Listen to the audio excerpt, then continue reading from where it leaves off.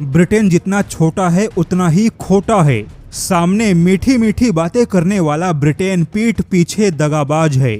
और अब इसी ब्रिटेन ने भारत को बहुत बड़ा धोखा देते हुए तुर्की को बहुत बड़ी प्राथमिकता दे दी। क्षेत्रफल के मामले में ब्रिटेन की कोई हैसियत नहीं, क्योंकि यूक्रेन से भी 2.5 गुना छोटा है। लेकिन फिर भी इसी ब्रिटेन की खुफिया एजेंसी पूरे यूक्रेन युद्ध का संचालन कर रही है। आपको जानकर आश्चर्य होगा कि ब्रिटेन की खुफिया एजेंसी ब्रिटेन की सुरक्षा के लिए यह तय करती है कि कब किस देश से पीछा छुड़ाना चाहिए और कब किस देश को मित्र बनाना चाहिए। सीक्रेट इंटेलिजेंस के मामले में ब्रिटेन की खुफिया एजेंसी अमेरिका से भी ज्यादा पावरफुल है। और अब इसी ब्रिटेन ने बहुत ही चालाकी से तुर्की को अपने जाल में फंसाया। दरअसल ब्रिटेन ने अचानक से अपना डिफेंस पॉलिसी पेपर यानी कि रक्षा नीति पत्र जारी किया और ब्रिटेन ने अपने इस नए डिफेंस पॉलिसी पेपर में तुर्की को बहुत बड़ी प्राथमिकता दे दी। ब्रिटेन ने अपने डिफेंस पॉलिसी पेपर में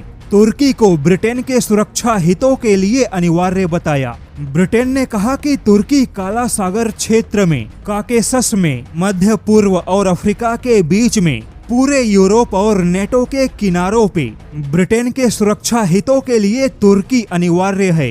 अब यहाँ पर ध्यान देने वाली बात है कि ब्रिटेन ने अपने डिफेंस पॉलिसी पेपर में काकेसस जैसे क्षेत्र में भी तुर्की को महत्वपूर्ण और अनिवार्य बताया। अब काकेसस वही क्षेत्र है जहां आर्मेनिया और अजरबैजान मौजूद हैं और इस पूरे क्षेत्र में ब्रिटेन ने तुर्की के प्रभुत्व को प्राथमिकता दी। जैसा कि इसी क्षेत्र में यानी कि आर्मेनिया में भारत के हथियारों का भी तेजी से विस्तार हुआ। भारत के हथियार प्रत्यक्ष तौर पे काकेसस में एंट्री कर चुके हैं, लेकिन ब्रिटेन ने इस पूरे क्षेत्र में तुर्की को प्रभावशाली माना, जबकि ब्रिटेन काकेसस में भारत को ज्यादा प्रभावशाली नहीं मानता। हालांकि अब सवाल है कि आखिर ब्रिटेन ने लंबे समय के बाद अचानक से तुर्की की इतनी प्रशंसा क्यों की, तुर्की को महत्वपूर्ण और अनिवार्य क्यों बताया। तो बता दे, ब्रिटेन को पहली बार अपने मातृभूमि पे प्रत्यक्ष युद्ध का खतरा दिखाई दिया। ब्रिटेन ने पहली बार यह माना कि उसके अपने जमीन पे सीधे सीधे युद्ध का खतरा मौजूद है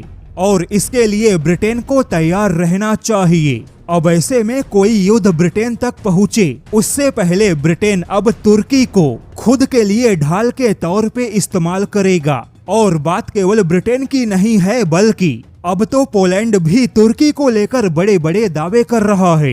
ब्रिटेन और पोलैंड यह दोनों ही तुर्की को अब बहुत ही ज्यादा प्राथमिकता देने लगे, क्योंकि तुर्की नेटो का सदस्य है। वहीं तुर्की के पास में एक बड़ी सेना भी है।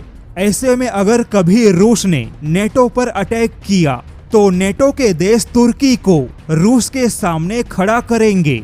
अब अगर सीधे शब्दों में कहे तो जो भी देश फिलहाल में रूस को सबसे बड़ा खतरा मानते हैं, नेटो के वह सारे देश अब तुर्की को लुभाने में जुट गए। जैसे कि ब्रिटेन ने अब तुर्की को खुद के लिए अनिवार्य बताया, तो वहीं पोलैंड भी तुर्की के साथ मिलकर अब बड़े पैमाने पे हथियार और गोला बारूद का उत्पादन कर रहा है।